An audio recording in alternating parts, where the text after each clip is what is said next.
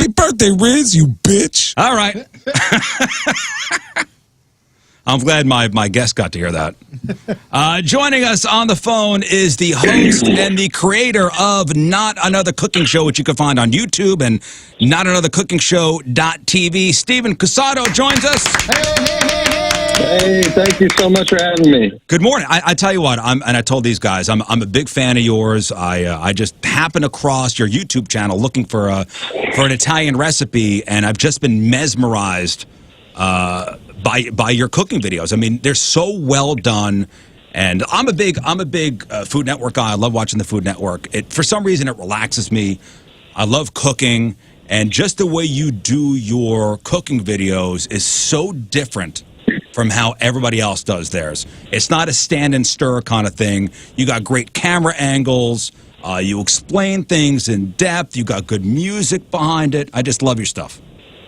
Oh, well, thank you so much for that. I really appreciate it. And I actually grew up, I remember as a kid going to sleep and watching, Food Network before it was really the thing it is today. Mm-hmm. Like when it was really just, it felt like somebody trying to start a YouTube channel. Yeah. Essentially, back in the day, you had the Iron Chefs Japan. I would fall asleep to. And then, Bobby Flay and Emerald all had their kind of thing going. And I always loved that classic cooking show that I feel like over the years we've kind of veered away from. We kind of got into the competition of things. And I'm not a big, as competitive as a person as I am, I'm not big into food competitions. Mm-hmm. I kind of think it's kind of weird. You know what I mean? Like, I'm better than you, kind of, And listen, the way something tastes is very subjective. It's very subjective. My brother was actually on Chopped, and I think he kind of rubbed people the wrong way, and you could clearly tell the bias that was achieved by it. You know what I mean? It's not an objective opinion, I feel like. But when I wanted to make a show, one of the things that Food Network does is they kind of focus on the personality. Mm-hmm. Like I noticed when the shots that they capture are like a panning shot of the talent smiling while they're doing something with the food. I'm like, show me the food. I don't care about her. You know what I mean? Like, I want to see what they're doing. And so for me, when I was going to do the show, I wanted to kind of take the camera away from me, where my head is literally cut off 50% of the time that I'm talking, and just focus on the food. As somebody who's dyslexic and is a visual learner, I just wanted to see things more. So I feel like that's the way people actually learn. Well, and I'm not quite as in love with you as Rizz is, at least not yet. You'll learn to I'm love not ready to actually give you a ring yet. You wait. But one of the things that I caught right away was, if you look at the Rachel Rays and all those people of the world, half of their cooking show is almost like, and here's my pot that you can buy, and here's my stir that you can, you know what I mean? They're selling their wares as opposed to introducing you to foods. Yeah, I mean, the Food Network, it's like cable news, right? You got to run cable news 24 hours a day. So you're fishing for stuff, right? Whereas what a YouTuber like me would do is we got to create one or two really good things every week. And then that's all we have to really do. And so, we can really cut out all the nonsense, really kind of do our own diligence, our own research, figure out what we want to teach, how we want to teach it. And I think it just comes across as an easier way to learn. Like the TV stuff is very entertainment centric, whereas YouTube stuff, there is a lot of that entertainment, food value kind of stuff, but that is the place you go to learn. You know what I mean? Like everything I know how to do is essentially taught to me by YouTube. Well, and that's what we were talking about earlier in the show, is this year more than any other year, people have gone to YouTube to learn stuff. Anything that, if I'm fixing something in the house, I go to YouTube to go look it up. If I'm looking for a recipe, that's where I came across your channel, is looking up a recipe. And your story is interesting because you started, a food truck, a grilled cheese food truck that became, quite a thing in Brooklyn, New York. Yeah, it was a really great experience. We had a little bit of a cult following. We were really just grinding. New York City wasn't the best place to do this, and we weren't even in a food truck. We were in a hitched vehicle, like a little cart. So it was even harder on us. So we would get into all the festivals, Electric Zoo, Governor's Ball, We were in like bank buildings, like renting out sections of their cafeterias and for like little pop-up stations. And we were just doing anything we could to get by. But after a few years of it, I just felt like it was good. I needed to do it, but it wasn't my thing. It wasn't what I was going to do. So I always was drawn more to the digital kind of cross-section between food and technology and all that kind of stuff. Yeah, and you're a photographer, you're an editor, so kind of marrying all those worlds of cooking, photography, editing is the perfect storm for what you're doing now. I mean, it's one of those things where like you live life enough to the point where you have some clarity as to what you can do and what you can't do and how to put it all together. And, it just sort of came together. I look back, I was like, I can cook. I kind of understand. I have enough experience with it to be able to talk about it.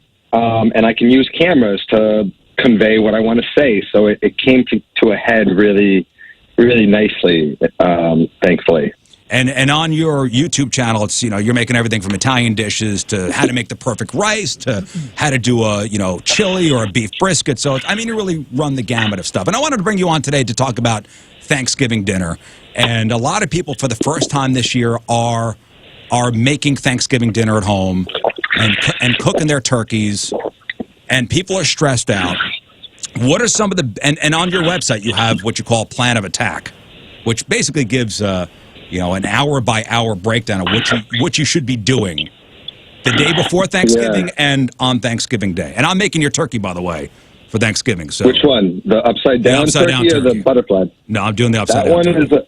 That one's fantastic because you get that little bread at the end. Yeah. That bread is some magic right there. You actually put the turkey on top of bread to cook, and then after the chef gets to eat the bread. Well, it's like for those recipes, they were designed to be... Like, my show is designed for the people who who have no confidence, start cooking, they're not really sure how to, they don't get the esoteric terms, and they want to see it. And so when I think about what recipes I'm going to do, especially for the holidays, which I love, I want it to be easy. And so the butterfly turkey, upside down turkey should be relatively easy to execute for any level of cook. It's just this one thing you have to understand is that the breast needs to cook one way and the dark meat needs to cook way, way longer, right? So the things we talk about in the videos and in the recipes are designed to address those things.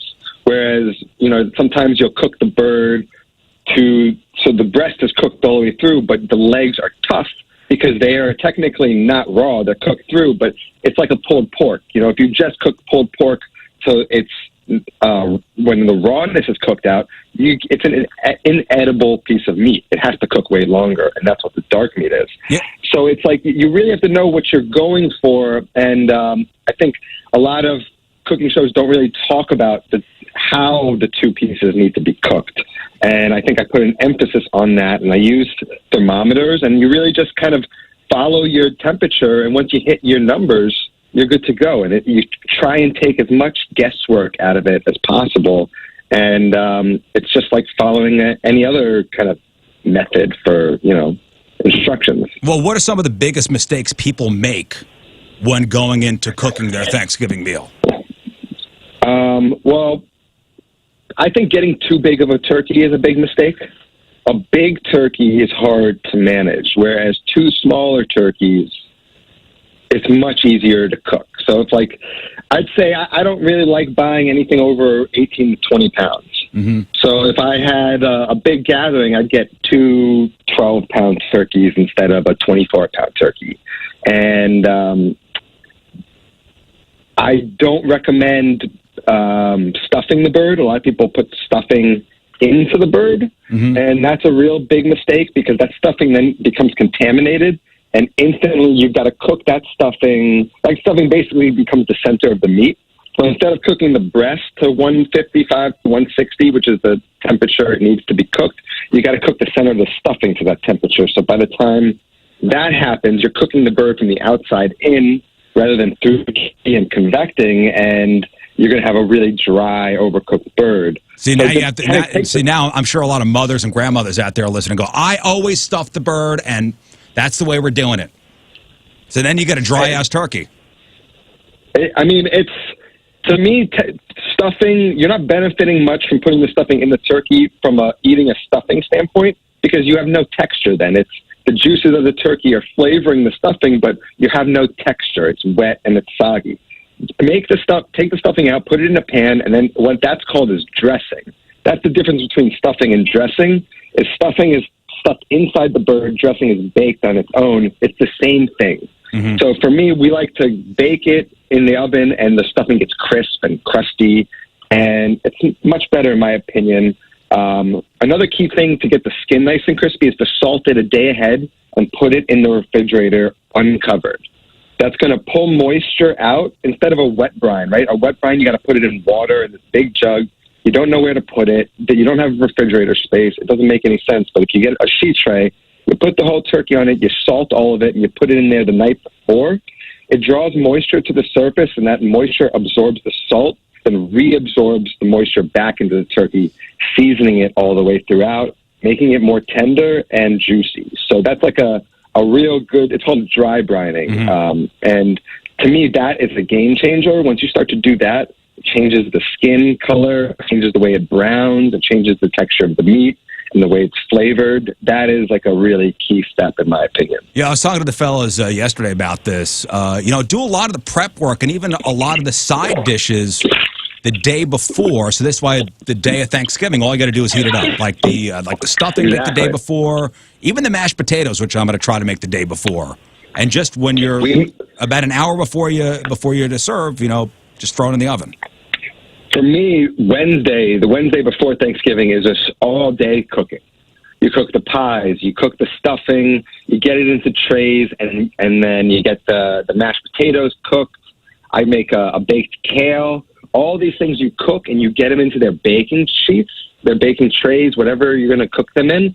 And then once the turkey's ready the next day, you have to let it rest. And then in that period, you're making the gravy, and then you're reheating stuff.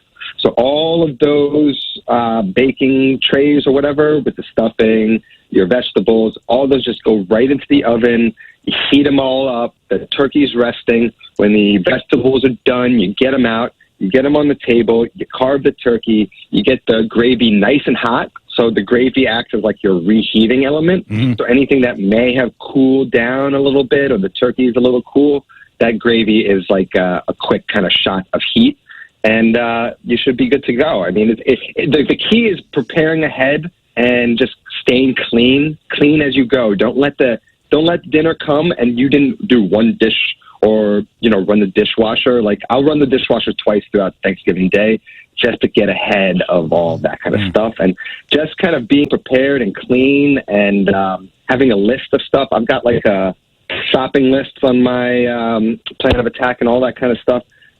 Preparing is just the key to this, right? Don't wait till the last minute. I went to the store yesterday, and I was kind of nervous because there's smaller gatherings this year, and it seemed like on Monday no one had smaller than a 20-pound turkey. So I had to go and do some searching to get that, and I should have prepared maybe a day ahead, but usually we order turkeys. This year is a little bit different. We're just not having as many people, so there's different issues you're going to have. But if it's your first year cooking Thanksgiving this year and it's a little smaller of a gathering, don't put so much pressure on yourself, right? Yeah. Use this as an opportunity to address the kinks, and then from here on out, make it a tradition for you. Maybe you now take over Thanksgiving dinner, and you're using this as an opportunity to get your feet wet. And some of us have to. You get to a certain age. I'm 35. I've been cooking Thanksgiving with my brother for like 10 years, and it's one of my favorite things to do in the year. So I urge people to embrace it and to go at it without fear and just do it, and you're going to have fun.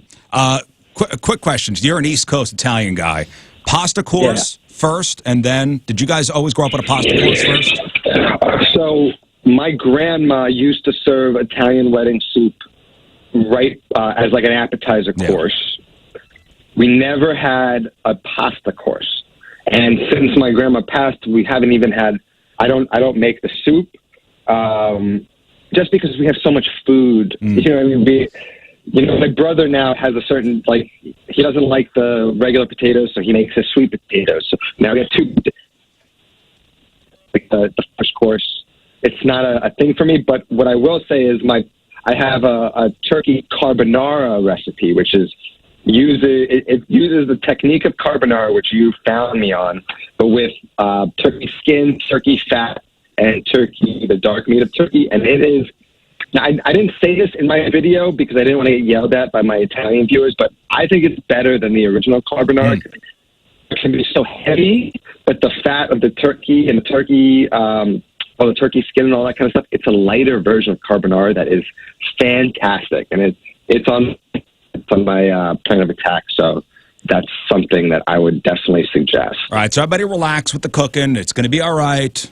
You know, it's one meal, and you're going to get into it. You're going to have a good time doing it. You're going to enjoy, sitting back and watching everybody enjoy the fruits of your labor. The biggest thing to do, the biggest thing is to, like you said, enjoy it. You got whomever there, whether it's your immediate family this year, friends and family any other time. Just enjoy the cooking process. Yeah. Even if something goes wrong, the last thing you want is whoever your guests are to like see you freaking out. Yeah. You know what I mean? That will kill any sort of gathering. I've done it myself. You know what I mean? Like I've been I suffer from this thing where like at a party when somebody asks me to cook, like I'll get into it and I'll get into a zone and I don't look happy, but I am. You know what I mean? And so everyone thinks I'm like angry that I'm cooking, but it's like no. I'm like happy that I don't have to like small talk and I can like bang out these burgers and I'm just focused. But like if you're in a really small sort of like gathering and your turkey's not coming out the way you want it, and you're visibly upset. Just try and keep it together until later. Figure out what happened after. Just keep it together. Your grandma's here. Come on. Listen, if you have any questions, if you need any tips, just go to Steven's website, notanothercookingshow.tv. That's your main website, or look for you on YouTube. You got a lot of great recipes on there. The plan of attack is amazing too. As your plan on going into the next couple of days if you're cooking. Yeah, I mean, don't be scared. You got it. And if you need any help, just DM me on Instagram at The Food Freak, and I will troubleshoot with you if you need. All right, brother. Great meeting you. Thanks for taking the time. We'll speak to you soon, and good luck with everything, my friend. Thanks so much for having me. Really appreciate it. Happy Thanksgiving. There he is, Steven Cusato.